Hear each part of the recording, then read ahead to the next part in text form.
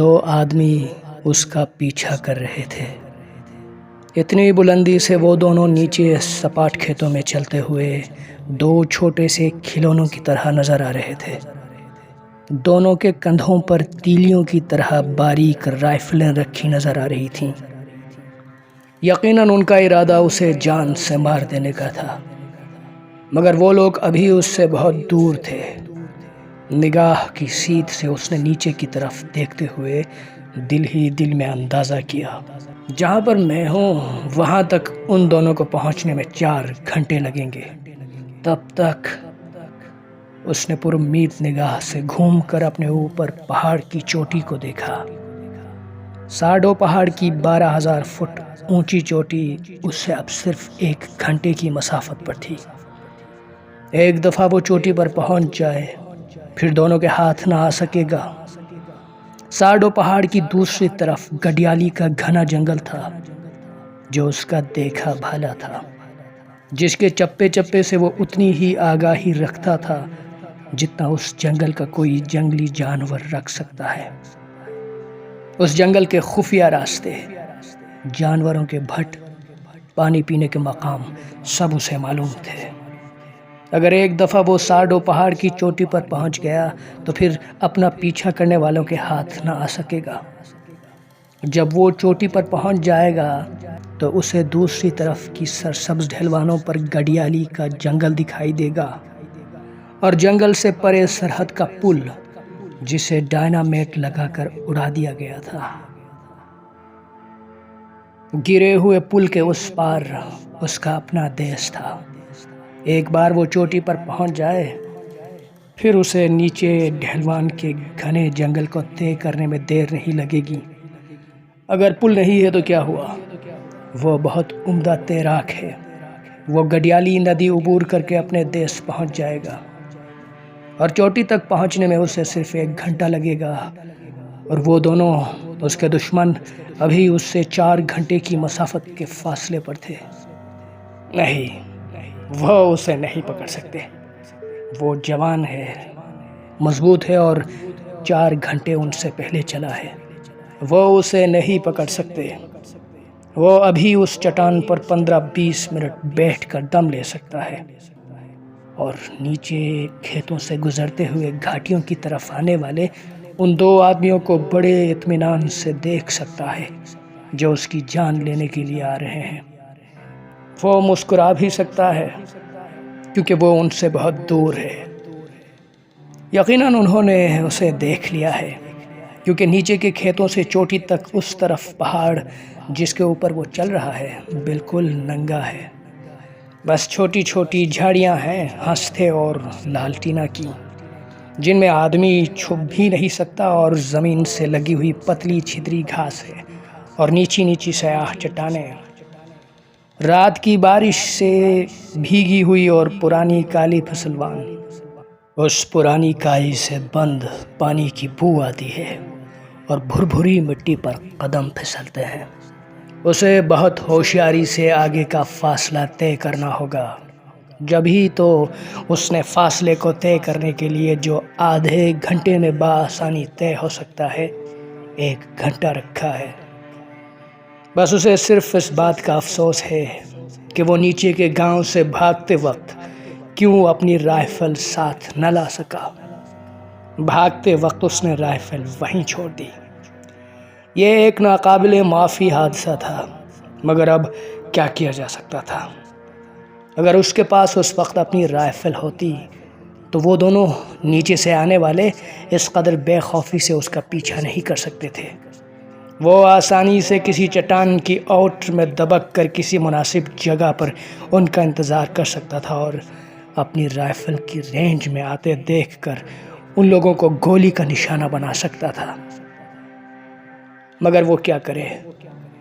اس وقت وہ بالکل نہتھا ہے اور اب ہر لحظہ اس کی یہ کوشش ہوگی کہ وہ ان کی بندوق کی مار سے آگے چلتا رہے۔ اس نے تعاقب کرنے والوں کے پیچھے بھی دور تک کھیتوں کو دیکھا اور کھیتوں سے پرے آلوچے اور خوبانیوں کے درختوں سے گھرے موگری کے گاؤں کو دیکھا۔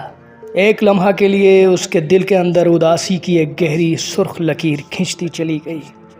اس خنجر کی باریک اور تیز دھار کی طرح جس کا پھل اس وقت موگری کے دل میں پیوست تھا۔ موگری جو سیب کے پھولوں کی طرح خوبصورت تھی۔ کاشر کے لیے یہ ضروری ہو گیا تھا کہ وہ موگری کی جان لے لے۔ چمکتی ہوئی گہری سیاہ آنکھوں والی موگری، انگاروں کی طرح دہکتے ہوئے ہونٹوں والی 19 برس کی موگری، وہ جب ہنستی تھی تو ایسا لگتا تھا گویا سیب کی ڈالیوں سے پھول جھڑ رہے ہیں۔ ایسی مہکتی ہوئی سفید ہنسی اس نے کسی دوسری لڑکی کے پاس نہ دیکھی تھی۔ ہنسی جو سیب کے پھولوں کی یاد دلائے، یا اچانک پر کھول کر ہوا میں کبوتری کی طرح اڑ جائے اور وہ ذرا سے کھلے، ذرا سے بند انگاروں کی طرح دہکتے ہوئے شریر ہونٹ۔ ان ہونٹوں پر جب وہ اپنے ہونٹ رکھ دیتا تھا تو اسے ایسا محسوس ہوتا تھا جیسے اس کے خون کے بہاو میں چنگاریاں سی اڑتی چلی جا رہی ہیں، جیسے جذبہ پگھل کر خون اور خون پگھل کر شعلہ اور شعلہ پگھل کر بوسہ بن گیا ہو، اور وہ پوری طرح موگری کے چہرے پر جھک جاتا تھا، اتنے زور سے کہ موگری کی سانس اس کے سینے میں رکنے لگتی اور وہ اپنے چھوٹے چھوٹے ہاتھوں سے اس کے منہ پر تمانچے مار کر ہی اپنا چہرہ اس کے چہرے سے الگ کر سکتی تھی۔ تم پاگل جانور ہو کاشر، وہ ہانپتے ہوئے کہتی، اور تم آگ ہو۔ وہ خود اپنے جذبے کی شدت سے ڈر کر ذرا پیچھے ہٹتا ہوا کہتا، میرے گاؤں میں کوئی نہیں جانتا کہ میں ایک دشمن کے بیٹے سے پیار کرتی ہوں۔ میرے سپاہیوں میں سے بھی کوئی نہیں جانتا کہ میں گڈیالی کے جنگل میں روز کس سے ملنے جاتا ہوں۔ وہ دونوں گڈیالی کے جنگل میں جیپ کے کسی کچے راستے پر بیٹھ جاتے، دیودار کے ایک ٹوٹے ہوئے تنے پر۔ پیچھے جیپ کھڑی ہوتی، سامنے ایک چھوٹی سی ڈھلوان کی گہری اور دبیز گھاس، کوئی چشمہ تقریباً بے آواز ہو کر بہتا تھا۔ جنگلی پھلوں پر پانی کے قطرے گر کر سو جاتے اور چاروں طرف بڑے بڑے ستونوں کی طرح اونچے اونچے دیوار اور ان کے گھنے چھتناروں میں سے سبز مائل روشنی دور اونچے لٹکے ہوئے فانوسوں کی طرح چھن چھن کر آتی۔ کاشر کو ایسا محسوس ہوتا گویا وہ کسی مغل بادشاہ کے دیوان خاص میں بے اجازت آ نکلا ہے۔ یہاں آ کر وہ دونوں کئی منٹ تک جنگل کے گہرے سناٹے میں کھو جاتے اور آہستہ آہستہ سرگوشیوں میں باتیں کرنے لگتے۔ کبھی ایسا لگتا جیسے سارا جنگل چپ ہے، کبھی ایسا لگتا جیسے سارا جنگل ان کے ارد گرد سرگوشیوں میں باتیں کر رہا ہے۔ موگری علاقہ غیر کے گاؤں سے ایک ٹوکری میں پھل اٹھائے ہوئے گڈیالی کے پل تک آتی تھی جو کاشر اور اس کے سپاہیوں کی عملداری میں تھا۔ سیب، ناشپاتی، کیلے، آلوچے، بہی، کمبے، اودے انگوروں کے گچھے یا صرف اخروٹ اور مکئی کے بھٹے، اور وہ چھوٹی چھوٹی خوش رنگ خوبانیاں جنہیں دیکھ کر سنہری اشرفیوں کا دھوکہ ہوتا ہے۔ اور موگری اتنی خوبصورت تھی کہ پل کی حفاظت کرنے والے سپاہی چند منٹوں میں اس کی ٹوکری خالی کر دیتے تھے۔ سب سے آخر میں کاشر آتا، اور جب کاشر موگری کے نزدیک آتا تو سب سپاہی ہٹ جاتے تھے کیونکہ وہ جانتے تھے۔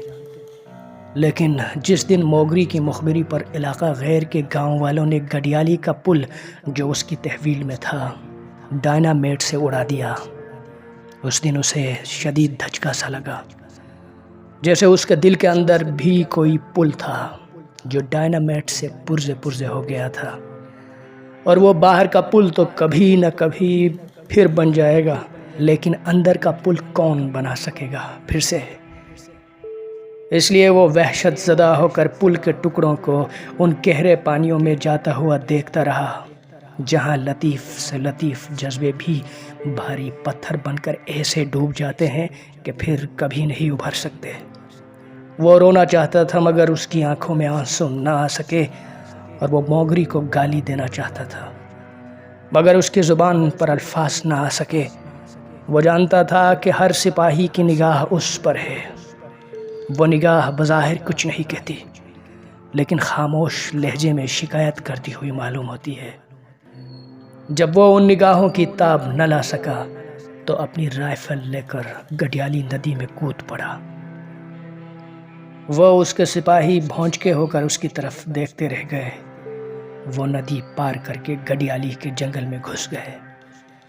کئی دن تک وہ اکیلا بھوکا پیاسا اس جنگل میں گھومتا رہا، اور وہ ان تمام جگہوں پر گیا جہاں پر وہ موگری کے ساتھ گیا تھا، اور ان جگہوں پر جا کر اس نے ان تمام جذبوں کو بھلانا چاہا جنہوں نے موگری کی موجودگی میں اس کے لیے دھندلے دھندلے شفقزار تعمیر کیے تھے۔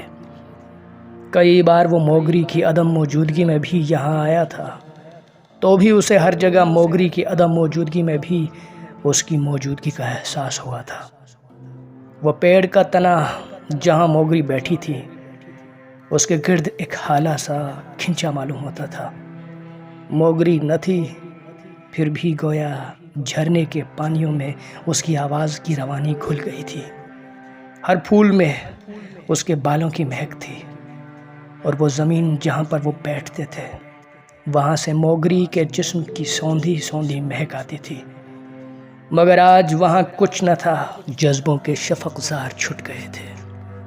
پیڑ کا تنا محض پیڑ کا تنا تھا، اور پانی کا جھرنا پانی کے جھرنے کی طرح بہہ رہا تھا۔ ہر چیز انجانی اور اجنبی اور اس سے الگ الگ کھڑی تھی۔ وہ چیخ مار کر سارے جنگل کو جگا دینا چاہتا تھا، مگر اس کا حلق بار بار گھٹ رہا تھا۔ اس کے سارے احساسات پر ایک دھند سی چھائی ہوئی تھی۔ جنگل میں بے سمت گھومتے گھومتے کئی بار اسے خیال آیا کہ اگر وہ اس دھند کو اپنے ناخنوں سے چیر دے تو شاید اندر سے موگری کا زندہ اور اصلی چہرہ صحیح و سلامت نکل آئے گا، وہ موگری جسے وہ اپنے دل سے پہچانتا تھا۔ مگر دھند کسی طرح نہ چھٹی اور گہری ہوتی گئی۔ جنگل میں اس کا دم گھٹنے لگا، پیڑوں کا گھیرا اس کے لیے تنگ ہونے لگا۔ اسے ایسا محسوس ہونے لگا جیسے چاروں طرف سے جنگل کے پیڑ جھک کر اس پر گرنے والے ہیں۔ پھر وہ گھبرا کر جنگل سے باہر بھاگ نکلا، اور گڈیالی کا جنگل طے کر کے وہ ساڈو پہاڑ کی برفیلی چوٹی کے دوسری طرف اتر گیا جہاں موگری کا گاؤں تھا۔ کئی دنوں تک وہ بھیس بدلے ہوئے ٹوہ لیتا رہا۔ کسی کو اس پر شبہ نہ ہوا، کیونکہ اس کی شکل و صورت ایسی تھی جیسے علاقہ کے لوگوں کی ہوتی ہے۔ اس کے کپڑے بھی پھٹے ہوئے تھے اور ان کی زبان بخوبی بول سکتا تھا، اس لیے کسی کو اس پر شبہ نہ ہوا، اور وہ ایک دن موقع دیکھ کر آدھی رات کو موگری کے گھر کے اس کمرے میں گھس گیا جہاں موگری سو رہی تھی۔ موگری کمرے میں اکیلی سو رہی تھی۔ اس نے آہٹ کیے بغیر کنڈی اندر سے چڑھا دی، رائفل کندھے سے اتار کر ایک کونے میں رکھ دی، اور آہستہ آہستہ دبک کر وہ موگری کے بستر کے قریب چلا گیا۔ قریب جا کر اس نے اپنا خنجر نکال لیا۔ وہ خنجر ہاتھ میں لیے دیر تک کھڑا رہا اور موگری کی سانسوں کی پرسکون آواز سنتا رہا۔ چاروں طرف گھپ اندھیرا تھا۔ وہ موگری کے چہرے کو نہیں دیکھ سکتا تھا۔ اس کے دل میں شدید خواہش پیدا ہوئی کہ وہ ایک بار ماچس جلا کر موگری کا چہرہ دیکھ لے، مگر بڑی جان کاوش سے اس نے ایک اذیت ناک خواہش کو اپنے دل میں روک دیا۔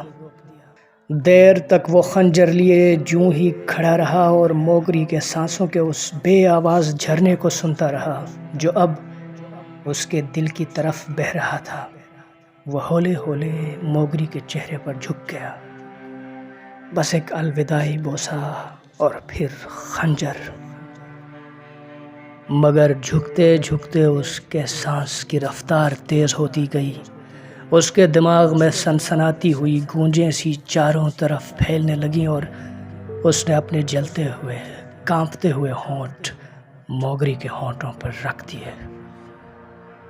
موگری کے سارے جسم میں ارتعاش سا پیدا ہوا۔ اسے محسوس ہوا جیسے موگری چیخ مارنے کو ہے، مگر اس نے ایسی مضبوطی سے اپنے ہونٹوں کو موگری کے ہونٹوں سے ملا رکھا تھا کہ چیخ مارنے کا سوال ہی نہ پیدا ہوتا تھا۔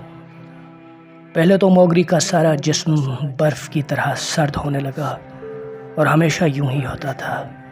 اسے اس سے پیشتر کے بہت سے رنگین اور خوبصورت لمحے یاد آئے، جب موگری پیار کرتے کرتے یک لخت اس کے بازوؤں میں سرد پڑ جاتی تھی اور کئی لمحوں تک اس کی یہی کیفیت رہتی تھی، جیسے وہ دل و جان سے اس کی مزاحمت کر رہی ہو۔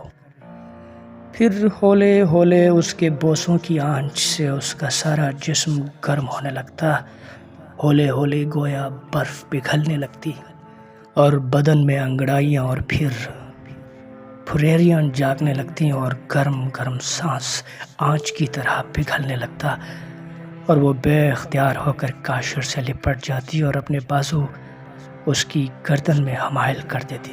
موگری کے دل کے اندر غالباً محبت اور نفرت کا ہر آن بدلتا ہوا میزانیہ سا چلتا رہتا تھا۔ اپنا دشمن سمجھ کر وہ اس سے نفرت کرتی تھی، اپنا محبوب سمجھ کر اس سے محبت کرتی تھی، اور کبھی کسی نتیجہ پر نہیں پہنچ سکی تھی۔ اس وقت بھی یہی ہوا۔ موگری کا سرد پڑتا ہوا خوف زدہ اور اپنے آپ میں اکیلا جسم دھیرے دھیرے سے لو دینے لگا، جسے انگ انگ سے روشنی پھوٹ نکلے، ایسی روشنی جسے آنکھیں نہیں دیکھ سکتی، صرف ہاتھ محسوس کر سکتے ہیں۔ موگری نے یقیناً اس بوسے کو پہچان لیا تھا۔ خوبصورت اور پرخطر زندگی بسر کرنے والی عورت کی زندگی میں بہت سے بوسے آتے ہیں، دیمک کی طرح چاٹ جانے والے بوسے اور جونک کی طرح چمٹ جانے والے بوسے، روکھے سوکھے پاپڑ نما بوسے، اور ایسے لجلجے اور گندے بوسے گویا ہونٹوں پر کیڑے چل رہے ہوں، شرمائے ہوئے سہمے ہوئے بوسے، اور خوفزدہ کمزور اور بیمار بوسے، اور صحت مند اور شریر بوسے۔ موگری جیسی خوبصورت عورتوں کو ہر قسم کے بوسوں سے واسطہ پڑتا تھا، مگر وہ یہ بھی جانتی ہیں کہ ان میں سے کون سا بوسہ ایسا ہوتا ہے جو دل پر دستک دیتا ہے۔ صرف اسی دستک کے جواب میں وہ بوسے کو جواب میں بوسہ دیتی ہیں، ورنہ صرف ہونٹ پیش کرتی ہیں۔ مگر اس بار موگری صرف چند لمحوں کے لیے برف کی طرح ٹھٹری رہی، پھر اس نے اپنے اوپر جھکے ہوئے ہونٹوں کے لمس کو پہچان لیا، اور پہچان کر بھی وہ چند لمحوں کے لیے وحشت زدہ اور ٹھٹری سی رہیں، مگر ہولے ہولے اس کی مغایرت دور ہوتی گئی۔ آدھی رات کے نیم گرم اندھیرے میں کسی غیر متوقع خوشی سے اس کی ساری روح کانپ اٹھی، اور وہ خود سے کاشر کی باہوں میں آ گئی، اور اس طرح آئی جیسے اب تک کبھی نہ آئی تھی۔ کاشر نے محسوس کیا جیسے آسمان زمین پر اتر آیا ہو اور زمین لمبے لمبے سانس لے کر ہانپنے لگی۔ ایک شعلہ سا تھا جو برف کی بہنائی میں ڈوب رہا تھا، برف کی ٹوٹتی ہوئی ٹکڑیاں، گلاب کی بکھری ہوئی پتیاں، سسک سسک کر سلگتا ہوا سنگیت۔ جسم کے حصار کو توڑنے کی کاوش میں افتان و خیزان، یکایک حصار ٹوٹ گیا، مچھلیاں طوفان میں بہہ گئیں، بہت سارے چراغ ایک دم گل ہو گئے، پھر سارے احساس نیم غنودگی کی سبز جھیل میں کھو گئے۔ جب وہ جاگا تو اسی طرح گھپ اندھیرا چھایا ہوا تھا، اور موگری اس کے باہوں میں بے خبر سو رہی تھی۔ جانے اس بے خبری میں کب کاشر نے خود اپنے ہاتھ کا خنجر اپنے پہلو میں رکھ لیا تھا۔ اس نے پہلو بدل کر آہستہ سے خنجر نکالا، آہستہ سے موگری نیند میں کسمسائی۔ بجھے ہوئے کاشر کو موگری کا ہاتھ اپنی پیٹھ پر محسوس ہوا، تھپکتا ہوا، نیند کی ترغیب دیتا ہوا، بیشتر اس کے کہ وہ پھر اپنے جذبات کے دھارے میں بہہ جائے۔